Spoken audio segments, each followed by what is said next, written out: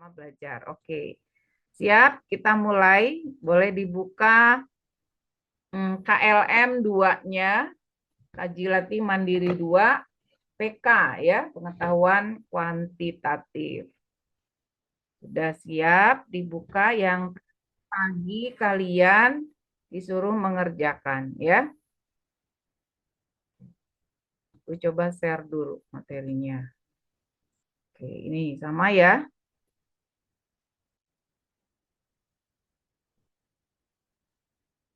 Oke, udah siap? Ya, bismillah ya. Nah, di dalam kaji latih mandiri 2 ini kalian kan disuruh mengerjakan ya. Nanti sambil sudah mengerjakan kita bahas. Kalau memang ada yang ingin ditanyakan, boleh di aja. Nanti boleh buka mic-nya atau boleh di kolom chat ya. Kalau tidak misalnya ragu-ragu, boleh di kolom chat pertanyaannya ya. Oke, baik. Di dalam PK lebih kita kenal ada beberapa hal yang berkaitan juga dengan konsep ya, konsep operasi bilangan ya. Di sini ada operasi bilangan. Walaupun yang kita ketahui itu operasi bilangannya ada kali, ada tambah, ada kurang, ada bagi ya, ada pangkat, ada akar. Itu yang kita pelajari selama ini, operasi secara sederhana. Nah, di sini operasi ini diberikan lambang-lambang tertentu dengan definisinya, gitu ya. Oke, kita baca di sini operasi bentuknya apa itu ya? Kayak huruf apa Romawi. A lambang itu B itu artinya A tambah 2 kali B ya, itu berarti bilangan pertamanya A, bilangan keduanya B ya, dijumlahkan setelah bilangan keduanya dikali 2 ya. Demikian juga untuk yang simbol kedua ya, A buletan gitu, B maka artinya adalah A lambang yang di atas tadi pertama, kemudian satu lambang lagi dengan B. Jadi kita memahami dulu tentang lambang yang pertama ya. Nah, kemudian untuk semua bilangan bulat A dan B berdasarkan informasi yang diberikan, manakah hubungan antara kuantitas P dengan Q berikut yang benar. Oke, nah sekarang kita coba. Kalau di situ ada 0 buletan 2 itu artinya apa? Kemudian 4 lambang itu seperti itu 1 ya.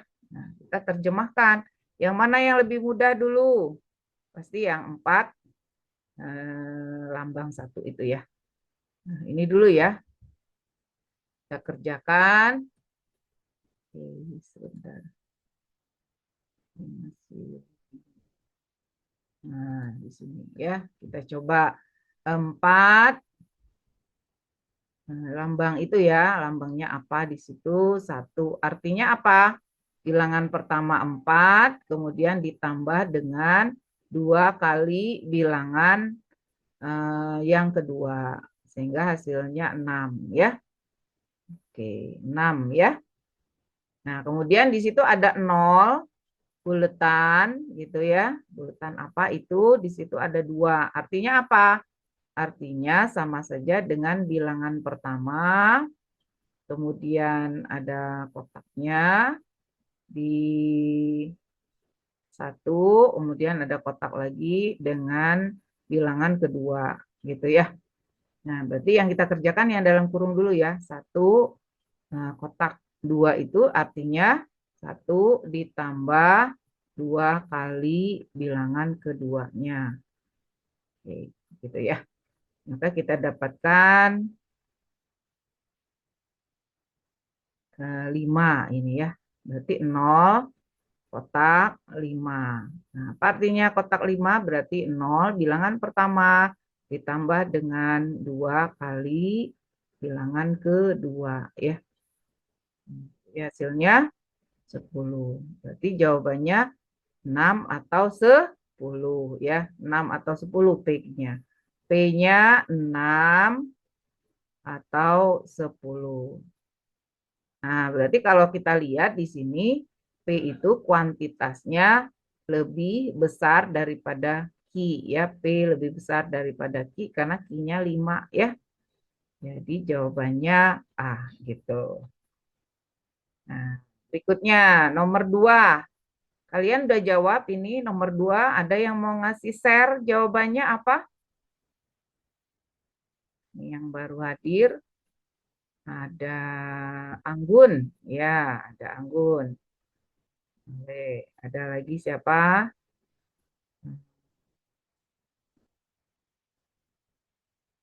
Hadijah ya. Oke. Nah, Hadijah atau Anggun atau teman lainnya boleh ngasih info jawaban kalian apa?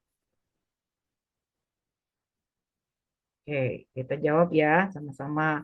Di sini ada suatu fungsi fx sama dengan ax tambah b ya. Nah, kemudian f inverse itu ya, yang pangkat min 1 itu adalah inverse. Jadi kalau kita lihat di sini fx itu sama dengan ax tambah b gitu ya.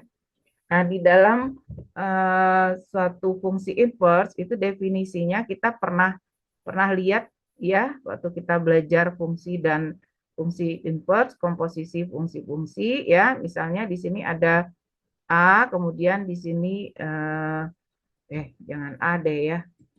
Kita ganti X aja atau kita ganti apa ya, X aja ya.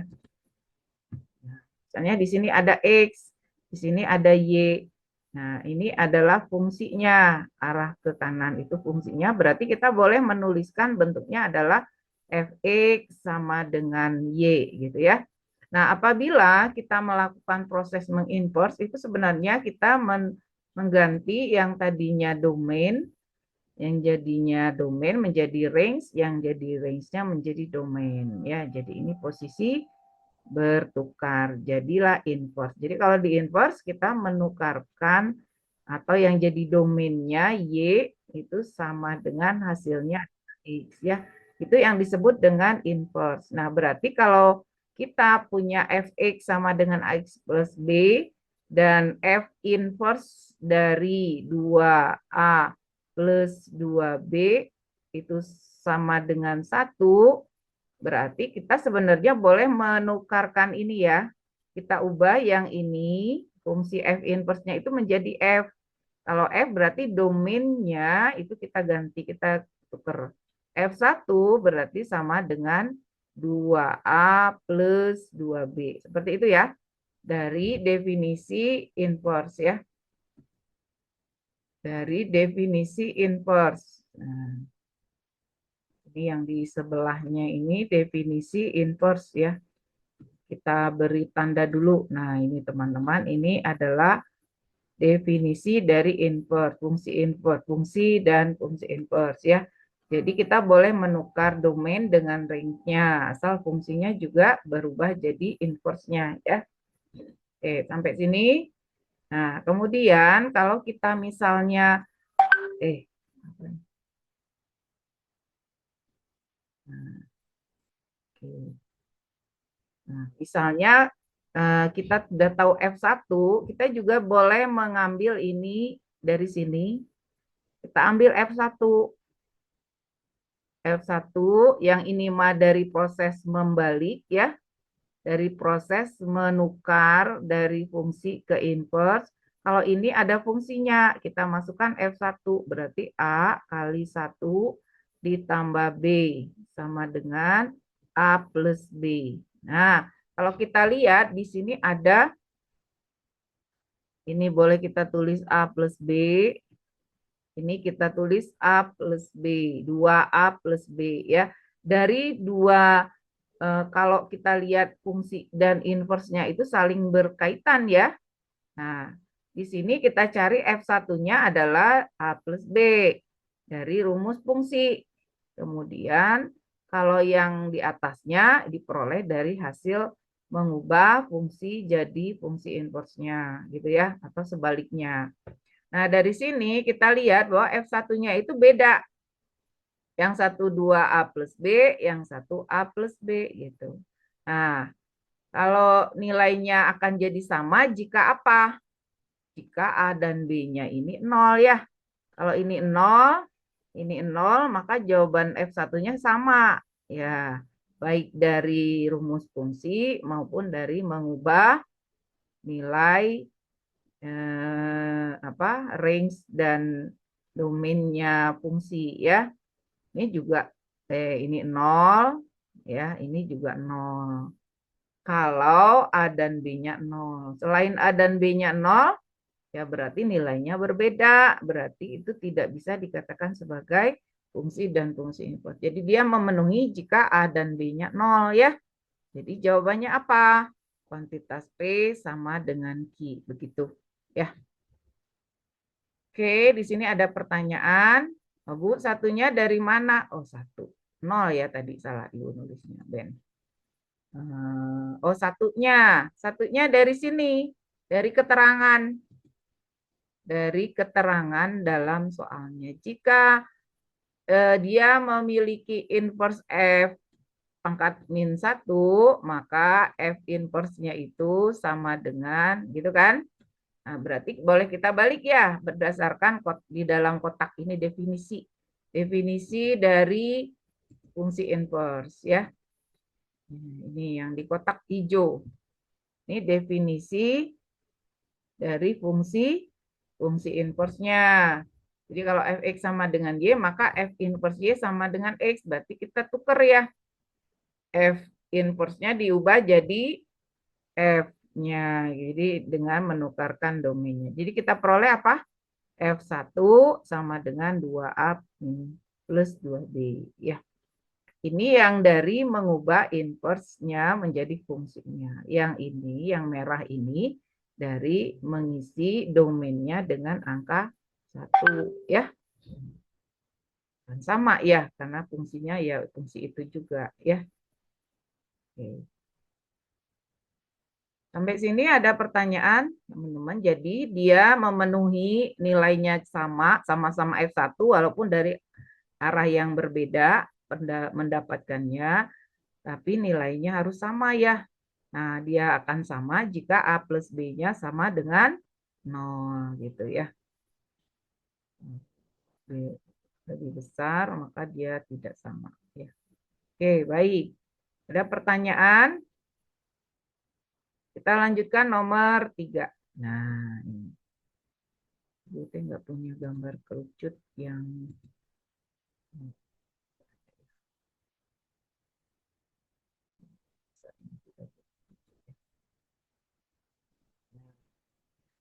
kita buat kerucut.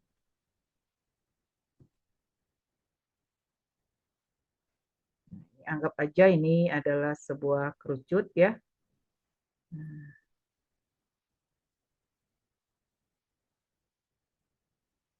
Nah, ini sebuah kerucut ya. Nah, sebuah kerucut dengan jari-jari 10. Berarti kalau jari-jari itu dia di sini. Berarti ini 10 ya. Ini R ya. Ini pusatnya. Boleh kita tarik garis tingginya ya. Tarik garis tingginya. Nah, seperti itu.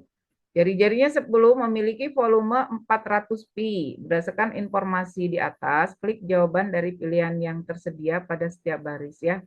Tinggi kerucut sama dengan 10. Oke. Namanya kerucut, masih ingat rumus kerucut? Volume kerucut. Kalau yang lancip-lancip seperti volume limas juga sama ya. Volume limas dan kerucut itu pasti ada 1/3. Luas alasnya berupa lingkaran, berarti PR kuadrat kali tinggi ya, ini T-nya. Ini R-nya ya. T ya. Nah, hasilnya sama dengan 400 pi ya. Oke. Nah, kalau kita masukkan nilainya 1/3 dari pi kali 10 pangkat 2 dikali T sama dengan 400 pi ya. Nah, ini kita bagi pi-nya, kita bagi kanan kiri, pi-nya habis ya. Pi-nya habis. Nah, 100-nya juga habis ya. Ini kan 100 ya. Dengan 0 ini habis. Berarti di sini T-nya berapa? 3 kali 4 berarti 12 ya. Jadi jika tingginya 10 jawabannya salah gitu ya. Panjang garis pelukis. Mana sih garis pelukis? Nah, ini biasa simbolnya pakai S ya. S ya. Ini panjang garis pelukis berarti menggunakan Pitagoras ya.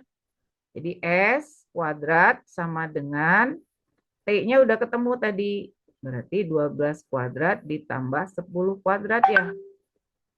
Nah, kalau kita cari ini sama dengan 144 ditambah 100 ya.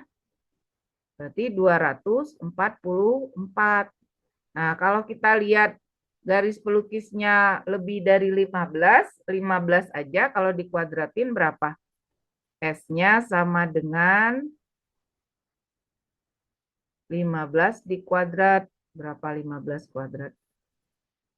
225 ya.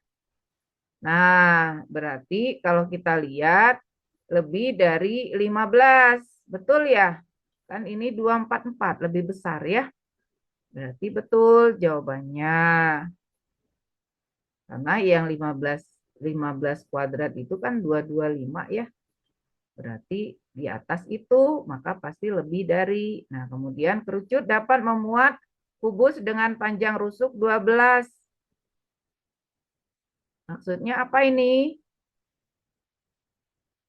Iya, di dalam kerucut itu ada kubus gitu ya. Ada kubus, memuat kubus dengan panjang rusuknya 12. Kira-kira masuk akal nggak? Ini dasarnya aja 20 ya. Masih bisa masuk ya. Tapi kalau kita lihat volumenya, kan kubus itu bisa dihitung volumenya ya. Nah, kalau dari segi apa? Segi alasnya ini kan 12 ya. Ini 12. Ini 12. Lebarnya 12 juga, gitu kan? Dari kalau kita lihat secara tingginya, ini di sininya masuk ya, 12 karena ini 20 ya. Ini 10. Jari-jarinya kan 10 berarti panjang alasnya tuh panjang diameternya 20 masih bisa masuk 12. Tapi secara tinggi nggak bisa dong ya. Karena kubus itu bentuknya bangunnya itu sama ya, tidak mengkerucut. Berarti tidak usah dihitung juga, kita nyatakan ini salah ya. Nah, tingginya 12, masa sampai ke atas sana, sedangkan ini mengkerucut ya. Oke, jadi jawabannya adalah salah, benar, salah ya.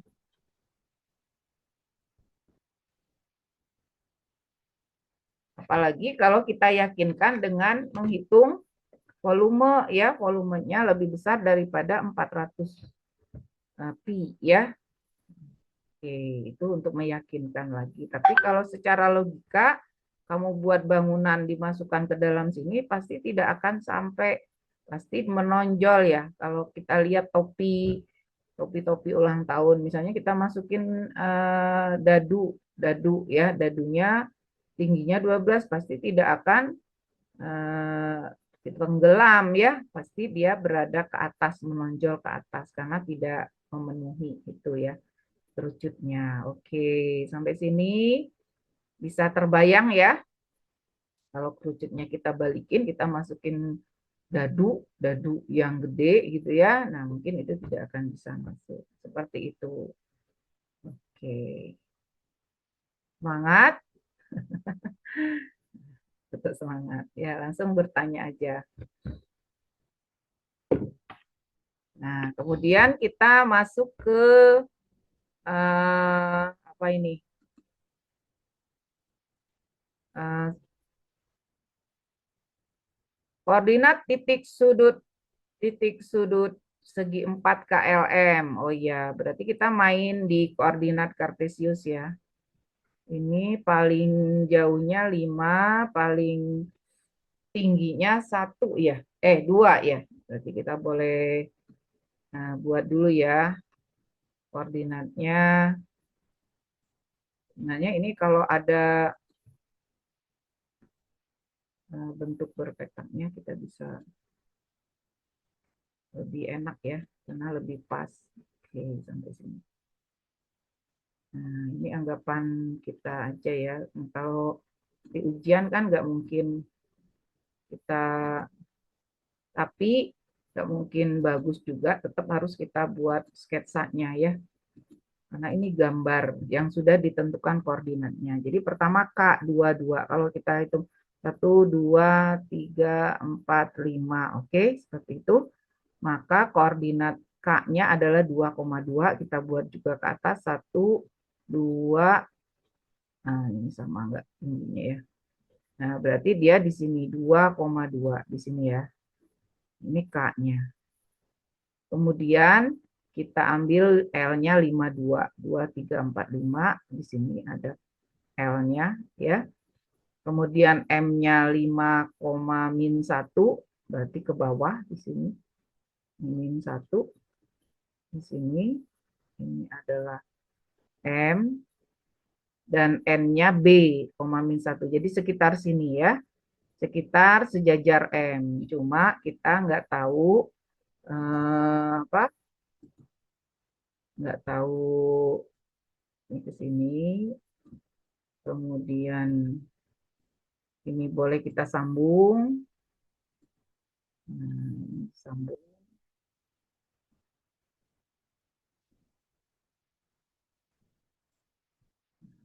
Kemudian ada satu yang belum ya. Kita ambil titiknya berada. Kita boleh sambungkan ke sini ya. Nah, ini. Nah, jadi si N-nya ini berada di garis putus-putus ini ya. Nah, kemudian apabila garis K yang melalui titik 0,1 dengan gradien M memotong segi 4 KLM. Jadi ada garis dengan melalui 0,1 berarti dia melalui ini 0,1 ya di sini ya. Nah, ini. Dia akan memotong si segi 4 itu gitu. Nah, pertanyaannya, apakah dengan pernyataan nomor 1 itu nilai M-nya diketahui, B-nya di antara 0 sampai 4 gitu. Bisa 0, min 1 ya, maksudnya itu ini N. N itu kan nilainya di B, min 1 ya, jadi berkisar di sini gitu. 0, kalau 0 dia di sini. Kalau 1, min 1 dia di sini. Kalau misalnya 2, min 1 di sini, 3, min 1 di sini, 4, min 1 di sini ya. Titiknya ya. Nah, kalau 0 sampai 4, jadi letaknya sampai ke 4 ini gitu ya. Dan M-nya min 2. Nah, gimana sih melihat M di dalam koordinat kartesius? M itu kan sebenarnya delta Y ya, dibagi dengan delta X ya, atau Y dibagi X kalau kita ambil titik pusatnya 0 ya. Misalnya M-nya min 2. Kalau min 2 T gimana? M-nya min 2 itu di mana? Berarti Y-nya min 2, X-nya 1 ya. Nah, jadi kalau kita ambil atau Y-nya 2, X-nya min 1. Jadi kalian boleh ngambil di sini min 1, ininya 2. Nah, ini ya, jadi boleh dibalik minusnya. Ini 2 dengan, terbalik. Min 1 dengan 2 ya. Ini mengulang sebenarnya, tapi sudah pernah ya dapat ya waktu kita hari-harian mencari gradien itu gimana ya gambarnya. Ini kita ambil min 1,2 atau min 2, atau 1, min 2. Nah, ini titiknya. Dia harus melalui 0, min 1 ya. Jadi 0,1. Jadi kita tarik garisnya T seperti ini. Nah, dia harus lewat ini. Ini garisnya ya. Ini garisnya. Atau garisnya sampai M-nya itu setengah. Coba kalau setengah. Jadi si garis itu kalau kita Ibu punya ini boleh digeser-geser sampai ke setengah. Sampai setengah itu berarti X-nya Y-nya 1, Y-nya X-nya 2, X-nya 2, Y-nya 1 di sini ya.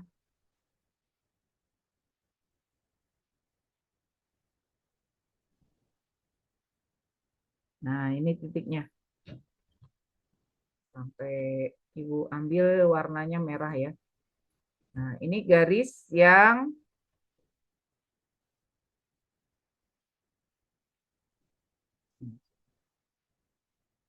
Nah, kita ambil ini garisnya ya.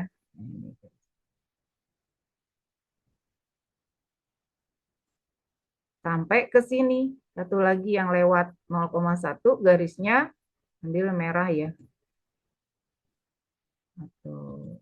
Nah, dia berputar dari 2 tadi sampai ke sini. Nah, jadi si garis yang merah ini berputar dari -2 sampai dengan setengah, sampai ke merah itu. Apakah dia memotong?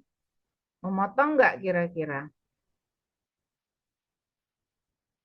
Kalau dia di posisinya ada yang tidak memotong. Kalau misalnya posisinya N-nya itu di 4, misalnya di sini B-nya 4, nggak usah 4 lah, 3 ya. 3 misalnya sampai -1, misalnya ya kita ngambilnya kan ini berkisar di antara 0 sampai 4 ya. Ternyata kalau dilanjutin kan titiknya di sini. Titiknya di sini nih. Nah, dia tidak terkena potongan untuk yang -2. Jadi ada yang tidak memotongnya ya. Nah, misalnya kita ambil titiknya di sini. Di 3 koma ya. Jadi kalau di 3 koma ini gambarnya kan kayak gini ya. Nah, gambarnya jadi begini kan?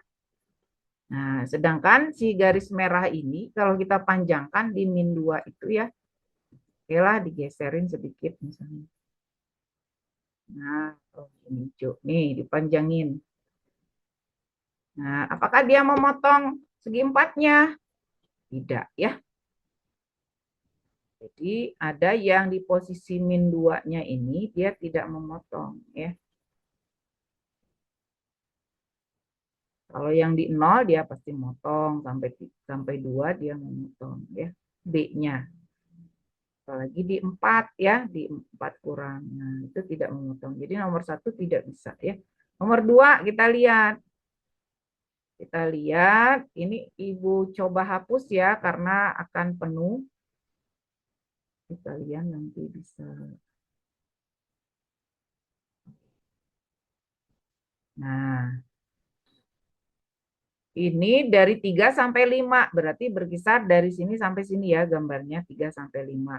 Gambarnya tetap tidak berubah 3 sampai 5. Nah, sekarang M-nya -3. Kalau -3 berarti ya Y-nya 3 dan -1 ya. 3 naik lagi dia. Kita ganti warna gradiennya atau garisnya dengan warna ungu ya. Biar Nah, kita ganti ini warnanya. Berarti dia memotongnya di M-nya -3. -3. Tuh, -3 berarti di sini ya. 3, -1. Nah, di sini. Melalui ini ya. Kemudian M-nya sampai dengan -1. -1 berarti sama aja 1 dengan 1 ya. 1 dan -1. Di sini ya. Nah, kita tarik garisnya. Kita coba tarik garisnya. Tadi tetap harus melalui 1,0 ya. 0,1. Nah, ini garisnya. Ini 1, garisnya. Kemudian yang satu lagi,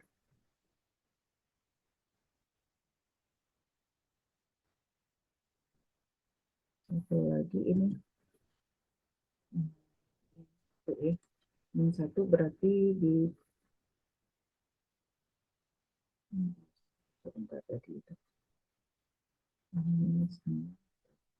Satu.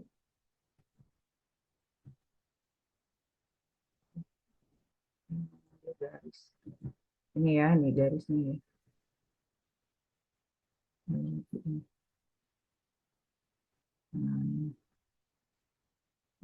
Kalau yang merah tadi berarti gradiennya ini melalui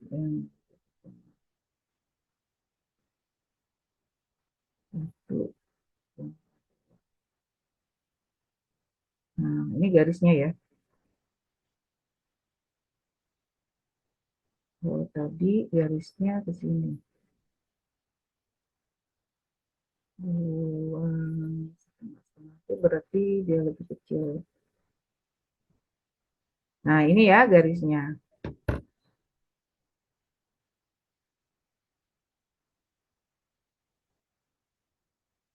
Nah, jadi kalau kita lihat, kalau yang nomor satu itu masih bisa terjadi dia apa? Jadi pernyataan dua saja cukup untuk menjawab, jangan satu saja cukup untuk menjawab pertanyaan, tetapi pernyataan dua saja tidak cukup.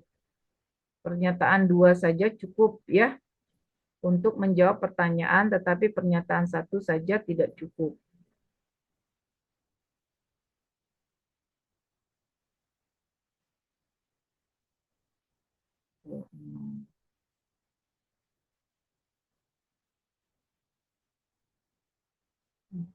Tiga.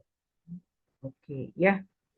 Nah, jadi pernyataannya kalau kita lihat ada yang memotong, ada yang tidak memotong ya, sama juga ya. Nah, berarti dua pernyataan sama-sama cukup untuk menjawab pertanyaan, tapi satu pernyataan saja tidak cukup ya. Jadi jawabannya apa? Kalau kita lihat di sini, bisa memotong, bisa juga tidak ya. Kalau kita lihat satu itu bisa memotong ya. Gradien satu itu bisa memotong.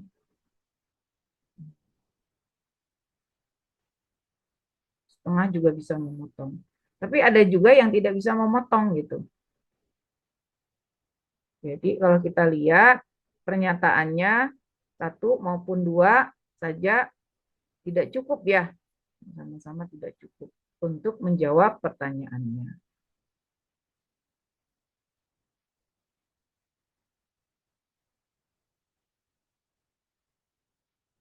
Jadi bisa bisa dua jawaban, bisa tidak memotong, bisa memotong ya. Oke, jadi kita jawabannya ini di E ya. Seperti itu. Bisa dipahami kira-kira ini agak detailnya lamanya kita menjelaskan bagaimana menentukan garis ya. Jadi gradien garisnya M-nya berapa gitu ya. Ibu, Ya, boleh nanya, boleh. itu tuh kan misalnya M-nya -2. Itu cara tahu dapat titiknya -1,2 dari mana ya? Oke, kita oh, Ibu itu sebenarnya masih ini ya. Ada kekurangan sedikit. Untuk menentukan titik dulu ya, menentukan gradien. Oke, kita. Tapi ini sebenarnya ada satu lagi, dia digeser sebenarnya ya. Digeser itu melalui nanti titik 0,1 seperti ini. Kita buat lagi garis ini di sini. Menentukan gradien ya. Nah, misalnya ini ada garis kita tentukan. Jadi ibu itu terbalik. Jadi ibu itu sebenarnya harus digeser sebenarnya si garisnya ya. Geser. Tapi tetap aja ya kalau dilihat ini karena B-nya berkisar ya di antara itu, berputar-putar ya. Bergeser, bergeser, bergeser. Nah, misalnya kayak gini. Ibu nentuin M-nya tadi misalnya. M-nya itu sama dengan min 2 ya. Min 2 M-nya. Nah, karena M itu delta Y dibagi delta X, berarti kan itu sebenarnya 2/1 ya. Oke, berarti Y-nya 2, X-nya. Nah, jadi titiknya berapa? Titiknya 1,-2 atau minnya boleh yang di bawah. Berarti min 1,2 gitu ya.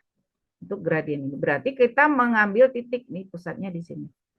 Nah, ini misalnya tadi 1,-2 ya. Nah, ini min 2, ini 1. Nah, titiknya di sini. Titiknya boleh 1,-2 atau min 1 boleh di sini. Min 1,2. 1, 2. Ini 2 ya. Jadi titiknya di sini. Nah, ini kalau kita sambung dia lewat 0,0. Tadi kurang dijelasin lewat 0,0 ya. Nah, ini.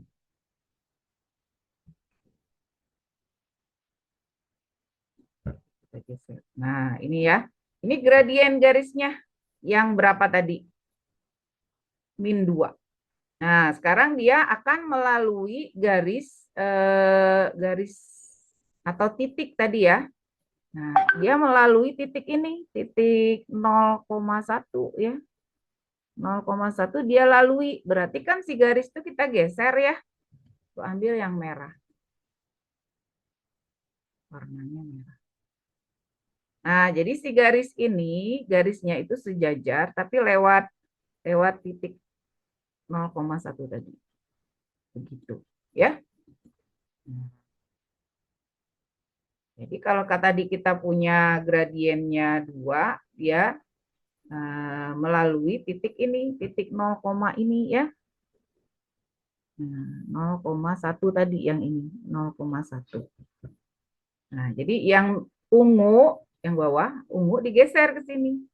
Nah, apakah dia akan memotong? Yang kita khawatirkan itu adalah si B-nya ini, ya. B-nya 0,4, berarti di sini dia memotong, ya. Kalau di sini kan dia memotong. Kalau di 1,-1 masih 1,-2, 2,-1 ya. Karena B-nya berkisar sampai 4. Nah, pada saat di 4 itu garis itu tidak memotong ya. Tapi pada saat di 0 dia memotong gitu. Kalau misalnya kita tarik titiknya ini di sini, jadi segi 4-nya itu bergeser ke sini kan garisnya. Ini kita contohin. Kalau di 0,0, 0,-1, maka kan titiknya di sini. Nah, jadi si segi 4-nya sampai sini kan. Nah, gitu. Jadi pasti motong. Tapi kalau yang di titiknya di 3,-1 di sini B-nya, nah, maka dia tidak memotong. Nah, itu yang menjadikan bahwa pernyataan 1 dan pernyataan 2 tidak cukup untuk menjawab pertanyaan. Jadi bisa memotong, bisa tidak ya. Pertanyaannya kan memotong segi 4, apakah K memotong segi 4 gitu. Apakah garis itu memotong? Bisa terjadi, bisa juga tidak. Seperti itu. Yang ingin kita buktikan bahwa dia pernyataan 1 dan 2 itu tidak cukup untuk menjawabnya. Ya, bisa memotong, bisa juga tidak. Gitu, ya. Tak dimengerti? Bisa, Bu. Makasih. Jadi kalau dia melalui berarti si garisnya kita geser-geser, tapi harus melalui titik 0,1 tadi ya. Kita geser-geser. Yang tidak bisa digeser itu yang gradiennya setengah gitu ya, setengah itu kan tidak bisa digeser ya. Karena ini lurus ya, dia bentuknya lurus. Min 1 juga sama ya.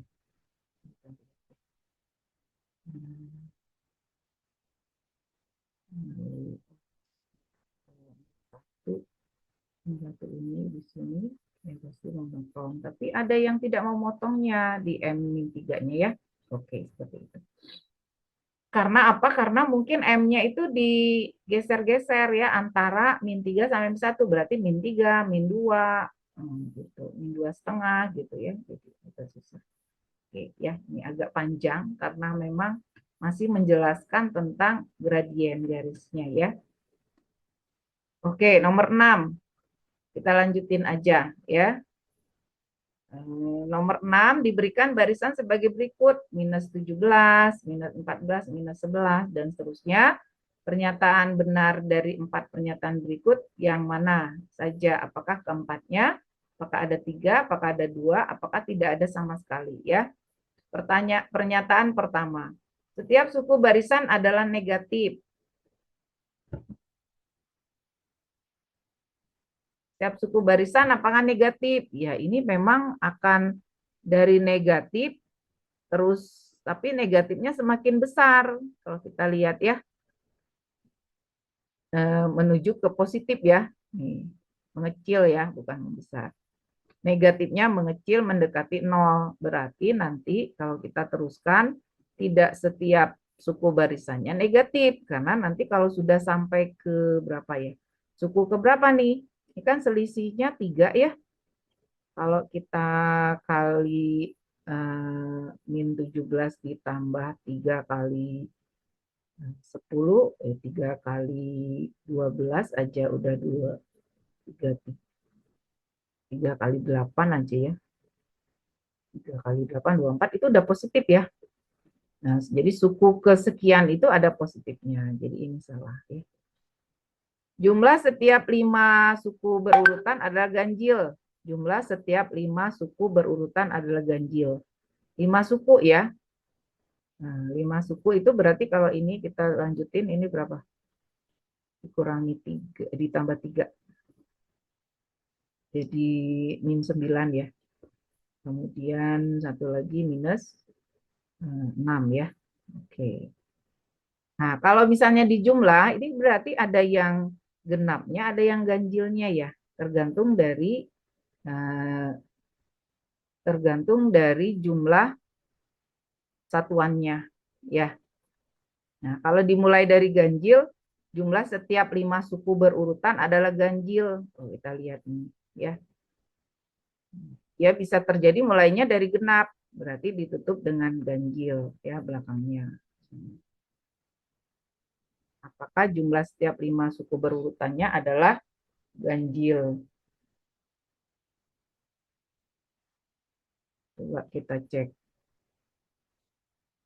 Kalau 5 itu berarti kan mulainya misalnya ganjil ya, ganjil. Ganjilnya ada berapa? Ganjilnya ada 2 ya. 3. Ganjilnya ada 3. Ganjil, ganjil, ganjil. Lalu genapnya 2. Nah, genapnya 2. Nah, berarti ini memang jadi ganjil ya. Karena ada yang ganjilnya 1. Tapi kalau misalnya genapnya yang 3, ganjilnya 2, itu dia jadi genap. Jadi jumlah setiap 5 suku berurutan belum tentu ganjil ya. Kalau misalnya ini dimulainya dari genap, ya maka genapnya jadi ada 3. Tetap genap ya belakangnya. Ganjilnya 2, berarti kalau ganjil tambah ganjil jadi genap ya. Nah, maka tidak mungkin ganjil. Min 1 merupakan salah satu suku barisan. Sampai nggak ke min 1? Coba kita cek ini tambah, ini nggak mungkin ya, karena dia 3 ya. 3, jadi min 3, kemudian jadi 0 ya. Nah, berarti min 1 bukan suku barisannya. Setiap selisih 2 suku ganjil pada barisan merupakan kelipatan genap. Ganjil dengan ganjil.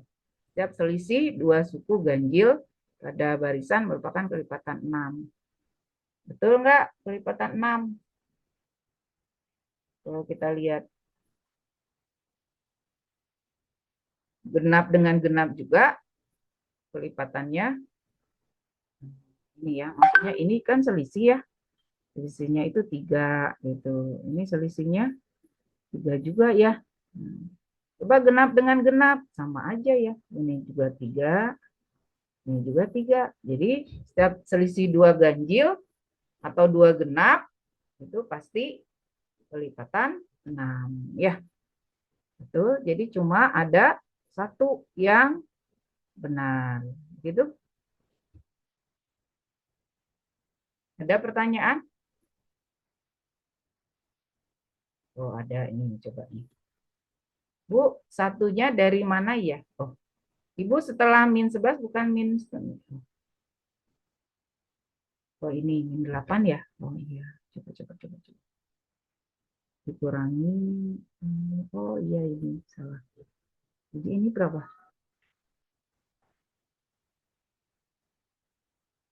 7 ya? Itu salah ya? -8. Kemudian -5 ya? -5, 3, -2 ya?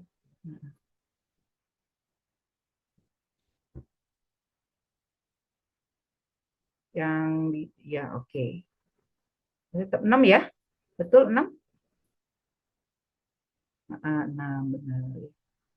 Kalau -1 juga enggak ya? Kemudian jumlah setiap 5 suku berurutan adalah ganjil. Yaitu tadi kalau kita lihat ini pasti ganjil genap ya. Ganjil ya. Nah ini tadi yang enggak mungkin jadi ganjil. Ya kalau misalnya 5-nya mulainya dari ganjil berarti ditutup dengan ganjil lagi. Pasti ganjil. Tapi kalau mulainya genap ditutup oleh genap. Nah enggak mungkin dia jadi ganjil ya. Oke. Sudah gitu? Tip. Ada pertanyaan? Tadi ada yang bertanya. Bu, masih bingung yang kenapa dijumlah jadi 6? Masih bingung. Bukan G, bukan 6 itu ganjil. Ini ganjil ya. Ini kan kita mau ngebuktiin yang nomor 2 ya. Maksudnya jumlah setiap 5 suku ganjil, suku berurutan itu adalah ganjil, jumlah. Kalau kita lihat ini apa? Ganjil. Ini genap. Dia kan selalu begitu. Ganjil lagi, genap lagi, ganjil lagi gitu kan? Nah, kalau dijumlah katanya. Nah, kalau dijumlah kan pasti ganjil ya buat aja gini. Ganjilnya 3, genapnya 2 ya. Genap, genap. Nah, kalau dijumlahin pasti ini ganjil. Tapi kan mungkin mulainya tidak semua mulainya itu adalah genap ya. Kan setiap 5 suku. Kalau ibu mulainya dari sini sampai ke sini berarti genap, genap, genapnya 3, ganjilnya 2. Nah, jadi ganjilnya ganjil tambah ganjil jadi genap, yang 3-nya genap, maka dia jadi genap. Jadi jawabannya tidak selalu ganjil, ya bisa jadi genap, tergantung 5 suku pertamanya itu dari mana gitu ya. Jadi itu salah. Oke. Ya, jadi ini bukan 6 ya, tapi ganjil genap. Ya, hapus aja. 6 tambah 6 tambah 6. Ini ganjil genap untuk membuktikan nomor 2 ya. Oke. Jadi jawabannya cuma ganjil ke ganjil ya genap ke genap ya jaraknya 6 gitu ya selisihnya. Oke. Sampai sini ada pertanyaan?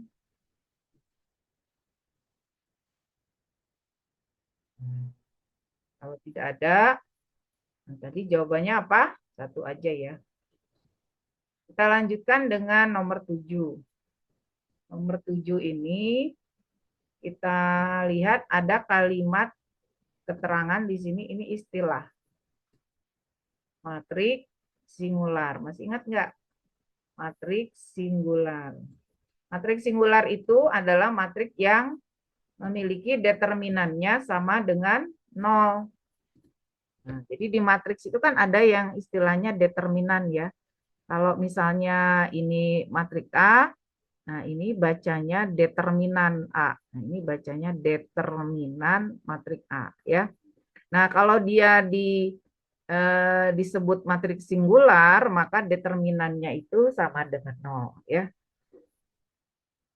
Pertanyaannya, sehingga A dan B merupakan nilai X yang memenuhi matriks tersebut. Berapa A kuadrat tambah B kuadrat. Jadi sama aja kita mencari nilai X dulu ya.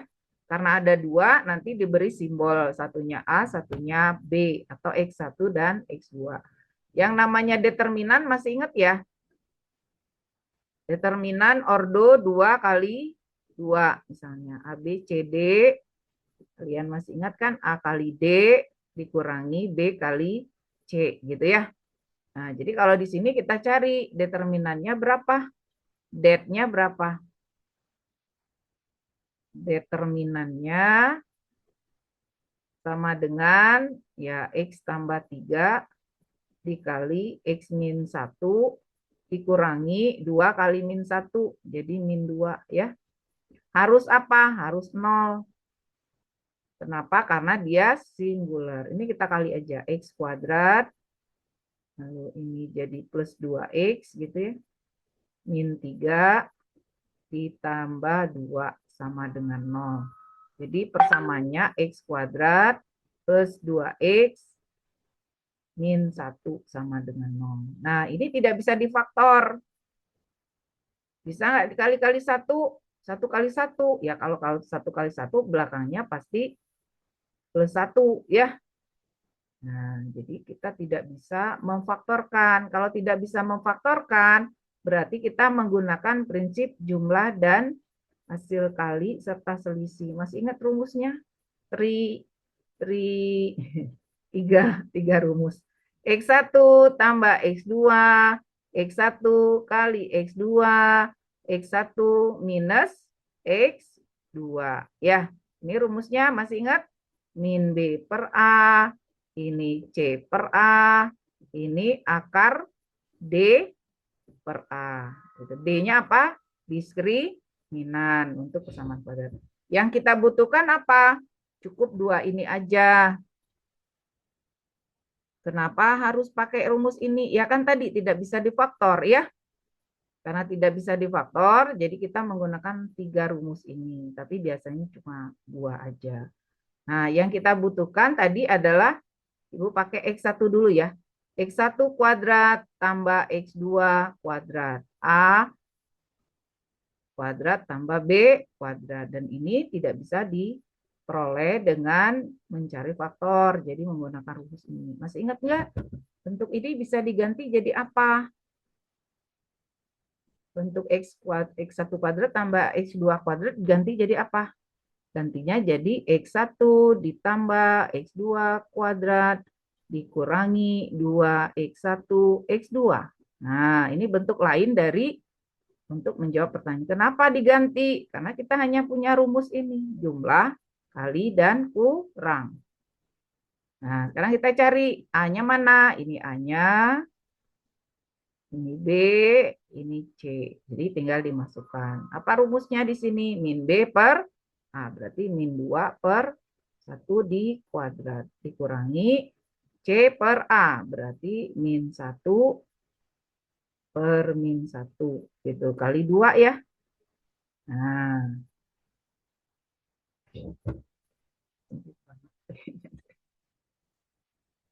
Kita hapus ya. Hapus dulu, ini mepet banget nulisnya. Nah, dikurang min 2 X1 kali X2 C per A. Berarti min 1 per 1. Gitu. Nah, kita hitung. Ini jadi 4 dikurangi plus 2. Jadi jawabannya sama dengan 6. Ya, seperti itu. Jadi bentuk ini sebenarnya pertanyaannya sama aja mencari X1 kuadrat ditambah X2 di kuadrat. Dan bentuk ini tidak bisa dicari karena X1-nya X1, X2-nya tidak bisa difaktor persamaan kuadratnya ya. Persamaan kuadratnya tidak bisa difaktor. Jadi mau nggak mau menggunakan antara 3 rumus ini ya. Ada pertanyaan?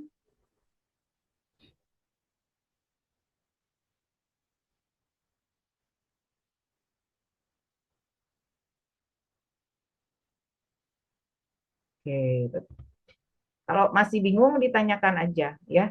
Dan rumus-rumus ini yang tadi jumlah kali kurang itu 3 rumus utama jika persamaan kuadratnya tidak bisa difaktorkan ya. Jadi kita kembalikan ke rumus ini. Jumlah kali kurang, jumlah kali kurang. Bagi nggak ada, Bu. Nah, bagi itu nanti turunannya apa ya?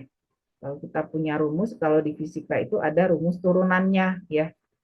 Kita juga ada rumus turunan namanya ya. Jadi hasil dari pengembangannya.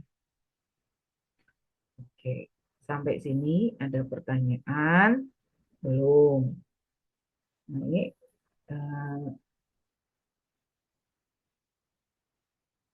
nanti dilihat di kalau diktat yang kita pelajari harian itu ada ya.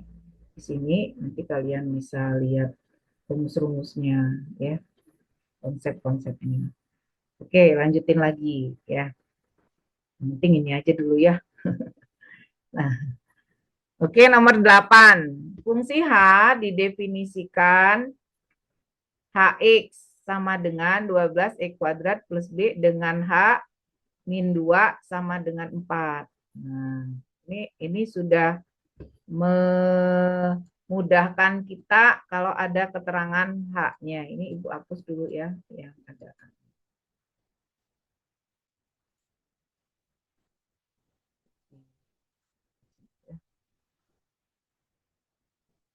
Oke.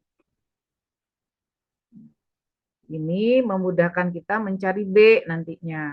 Manakah dari 3 pernyataan berikut yang bernilai benar? Jadi kalau kita punya Hx sama dengan 12 per X kuadrat plus B, dengan adanya H min 2 sama dengan 4, itu sudah memberikan kita jalan untuk mencari B. Karena kalau dimasukkan berarti H-2 sama saja dengan 12 dibagi ganti X-nya dengan min 2 ya. Min 2 di kuadrat ditambah B sama dengan 4.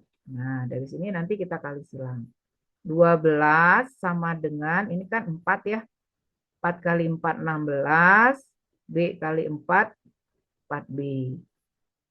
Dari sini diperoleh 4B sama dengan negatif 4. Berarti B-nya sama dengan negatif 1 ya. Nah, kalau sudah dapat B-nya gampang dong. Kalau ditanya H0 apakah lebih besar 0? Nah, sekarang kita kembalikan ke sini. Berarti kita punya bentuknya sekarang menjadi 12 dibagi X kuadrat minus 1 gitu ya. Ini dikembalikan lagi ya.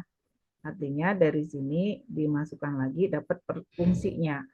H0 masukin aja 0. Berarti 12 dikurangi 12 H0 berapa? 12 dibagi min 1. Berarti min 12 ya. Apakah min 12 lebih besar daripada 0? Salah, negatif ya. Jadi ini salah gitu ya. Kemudian nomor 2. Daerah asal H tidak memuat H-1 dan H plus 1. Daerah asal. Daerah asalnya. Iya betul. Kan pembagi itu nggak boleh 0. Jadi syarat penyebut tidak boleh 0. Ya. Ini kalau kita faktor tidak boleh 0 ya. Berarti X plus 1, X min 1. Jadi X-nya itu tidak memuat min 1 dan 1. Betul ya, daerah asalnya. Kalau kita ambil min 1, nanti jadi 0. Kalau kita ambil 1, dia jadi 0. Jadi tidak memuat, itu betul ya. Terdapat bilangan bulat A sehingga HA sama dengan 4/5. Kita masukin aja 12, nomor 3-nya ya. 12 dibagi X kuadrat min 1, hasilnya 4/5. Nah, kali silang aja, 60 sama dengan 4X kuadrat minus 4. Pindahin 4X kuadrat, 64 dibagi 4, berarti X kuadratnya 16. Berarti ada nggak nilainya A yang hasilnya 4/5? Ada. X-nya atau A-nya bisa 4, bisa minus 4, bisa 4 ya. Nah, jadi ada. Nah, berarti jawabannya benar.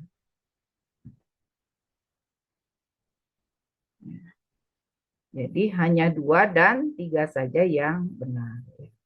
Nah, kalau yang seperti ini memang harus satu-satu ya, harus dicari ya. Jadi tidak bisa kita spekulasi ya, kecuali nomor 2 itu. Nomor 2 bisa dispekulasi ya. Bukan spekulasi, bisa langsung ketebak ya. Dari bentuknya.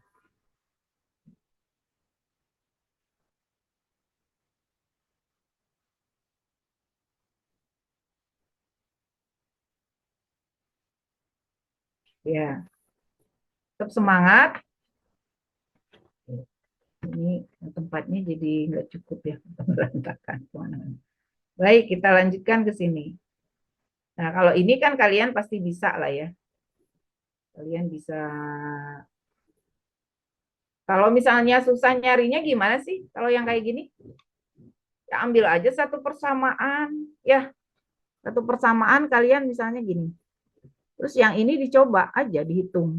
Hasilnya sama nggak gitu. Ya, jadi jangan sampai tidak dikerjakan. Kalau dikerjakan ya memang lumayan ini ya.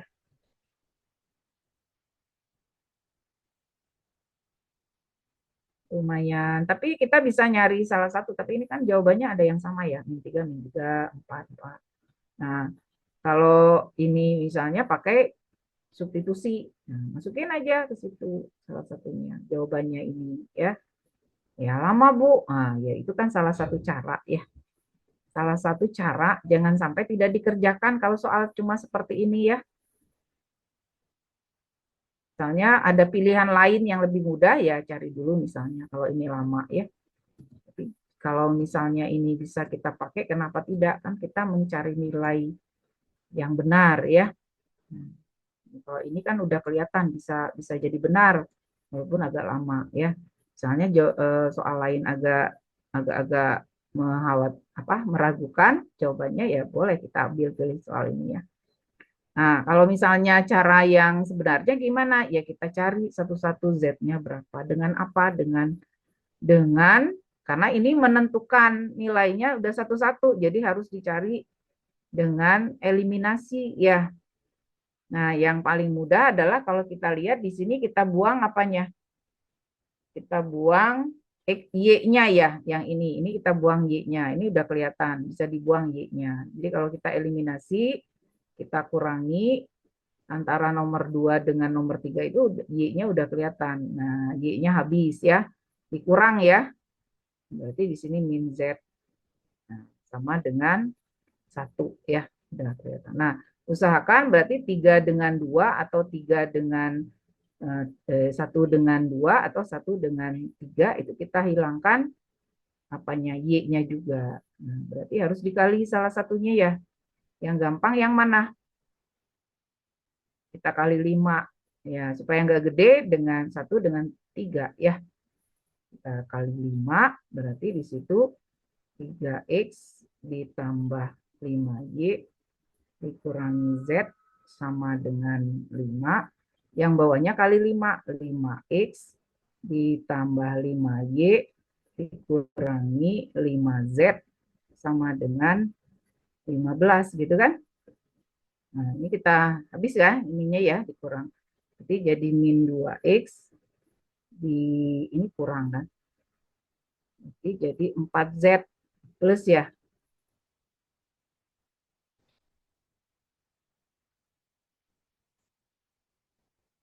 4Z sama dengan min 10 gitu kan. Nah, kemudian kita ambil Z-nya ini kita kali 2. Kita buang X-nya ya. Jadi 2X minus 2Z sama dengan 2. Nah, ini kita tambah biar habis. Berarti 2Z sama dengan minus 8. Z-nya dapat minus 4 ya. Nah, mana yang minus 4? Oh, ternyata Z-nya cuma 1, minus 4. Ya udah ini jawabannya. Nah, itu bisa juga. Tapi tadi jangan sampai soal seperti ini kalian abaikan, walaupun ya ngitungnya aja ya. Agak caranya ya nanti dilihat aja mana yang berbeda. Oh, ini min 3-nya. Jadi salah satu, ini min 4-nya jadi salah satu gitu ya. Jangan diabaikan karena memang bisa dihitung gitu ya. Yang gampang yang mana ngitungnya? Yang nomor 3 nih. X plus Y plus Z sama dengan 3. Ya jumlahin aja tuh ya. Nah, jumlahin. Betul nggak jadi 3? Nah, gitu ya. Jangan diabaikan. Kalau memang ada yang lebih cepat lagi, ya lebih baik gitu ya. Tapi kalau yang sama-sama meragukan, ya ini lebih meyakinkan kita karena tinggal berhitung ya. Oke, ini salah satu. Baiklah, lanjutin lagi dengan kesebangunan. Apa yang dimaksud dengan kesebangunan? Sebangun. Sebangun itu memiliki perbandingan ya. Jadi bukan sama. Kalau kongruen itu sama dan sebangun. Sudah sama bentuknya, sama sudut-sudutnya, sama panjang sisinya, sama bentuknya itu kongruen. Tapi kalau sebangun bentuknya tidak bentuknya sama tapi ukurannya tidak sama. Tapi sebanding, ukurannya sebanding ya. Jadi kalau kita punya bentuk seperti ini ya. Nah, ini dulu kalau kita belajar, nah, ya. Jadi kalau yang disebut dengan sebangun itu A berbanding B, A berbanding B itu sama dengan E berbanding F. Kalau sisi lainnya itu A berbanding A tambah B sama dengan E berbanding E tambah F berbanding dengan C banding D ya. Nah, ini sebangun. Nah, sudutnya sama ya. Nah, sekarang kalau kita lihat di sini segitiga ABC dengan FD itu sebangun katanya. Tapi hati-hati nih mata juga kelihatan ya. EF itu tidak sama dengan BC ya. Walaupun seperti itu lebih pendek ya. Nah, jadi nanti kita coba. Jika AB merupakan koordinat D, maka nilai A tambah 2B. Jika AB adalah koordinat titik D ya di sini ya, AB gitu ya. Nah, sekarang kita lihat perbandingannya. Kita cari dulu ukuran sisi-sisi segitiga yang sudah lengkap itu adanya di ABC ya. ABC itu udah lengkap. Jadi kita bisa nentuin sisinya. Panjangnya berapa ini? 2 sampai 10, 8 ini ya. BC 8. 2 sampai 8 berarti 6. Jadi kalau kita ambil segitiga yang ini ya. Nah, ini B, ini C, ini A, ini 6, ini 8. Gitu ya. Nah, sekarang E, D-nya. Kita punya segitiga satu lagi. Nah, hati-hati tapi ya. Nah, buat kayak gini. Ini E, ini F, ini B, D ya. Nah, yang ini 2 sampai 5 berarti 3. ED-nya itu berapa gitu. Ya. Kita nyari ini. Nah, tapi kalau kita lihat perbandingannya itu ya, perbandingannya itu adalah bukan BC dengan EF tapi dengan ED. Jadi kalau kita buat begini, nah ini dengan ini. Ya. Yang ini dengan bagian ini ya. Kalau kita lihat gambarnya.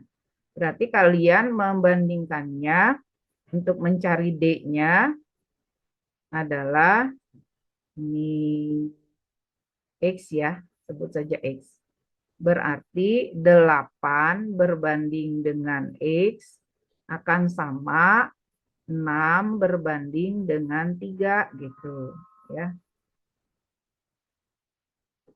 Nah, dari sini kita dapatkan nanti nilai X-nya kan ini 2 ya.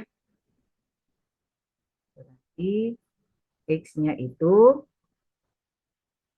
sama dengan 16 ya. Dari 8 banding X sama dengan 6 berbanding 3. X-nya 16. Panjangnya 16.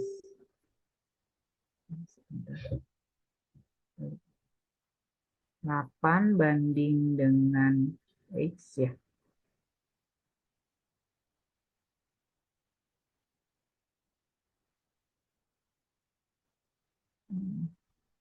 Bu, X-nya bukan 4 kah? Berapa nih? Iya, X-nya 4 ya. 8 berbanding dengan sisi ini, banding sisi ini. X-nya 4 ya. Betul. Apa ada yang salah? Betul.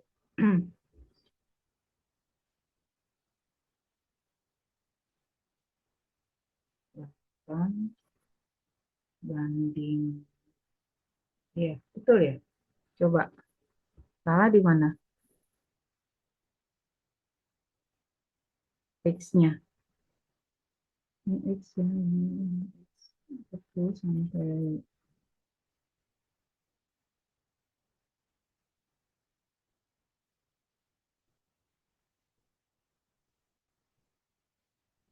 ada yang salah. Kalau kita lihat 8 berbanding dengan 3 banding X.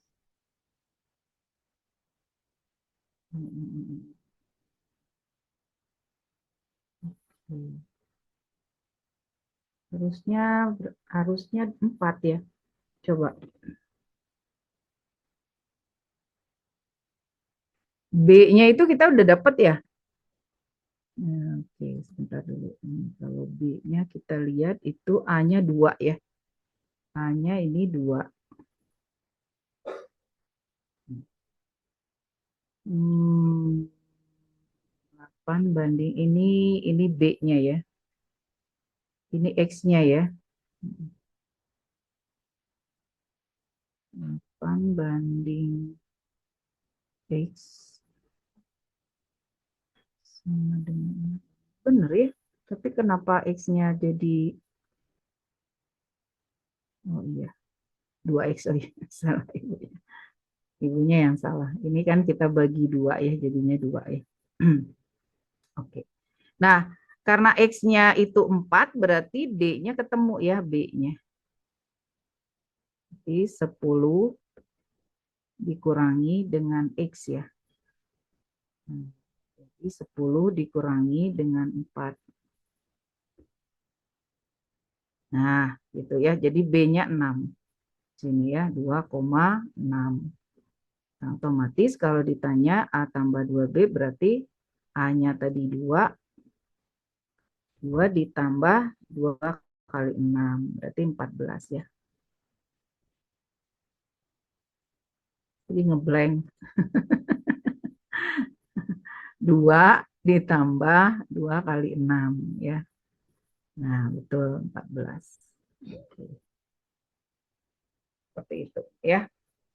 Jadi perbandingannya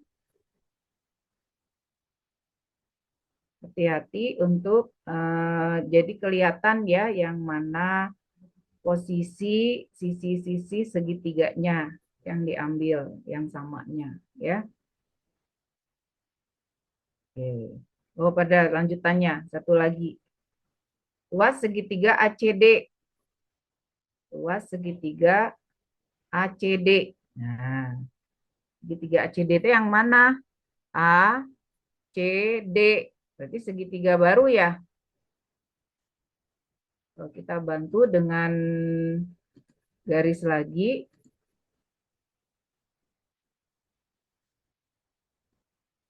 Nah, dari sini ya, sambung ke sini.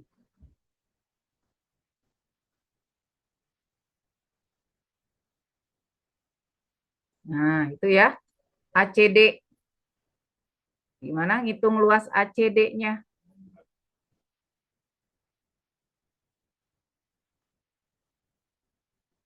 Tidak usah dicari. Kan ini tegak lurus ya. Ini tegak lurus. Berarti kita gunakan aja dua segitiga yang dikurangi. Segitiga yang besar, ABC, yang besar dikurangi luas segitiga B, BDC ya. Nah, karena di situ ada yang tegak lurus di sini ya. Jadi tingginya tetap 8. Jadi tinggal dikurangin aja karena ukuran D ini sebenarnya bisa juga sih tingginya tetap pakai 8, alasnya pakai AD. Nanti kita coba dua cara ya. Segitiga ABC berarti kita kalikan 8 kali 8 kali itu berapa? 6 ya. Setengah 8 alasnya 6 ya. Dikurangi BC, BD tadi berarti 2 ya. Setengah 2 kali 8. Dari sini kita dapatkan 48 berarti 24 dikurangi 16 berarti 8 ya. Jadi sama dengan 16 ya luasnya. Kalau misalnya kita mau pakai tetap mau pakai ini tapi alasnya ini AD.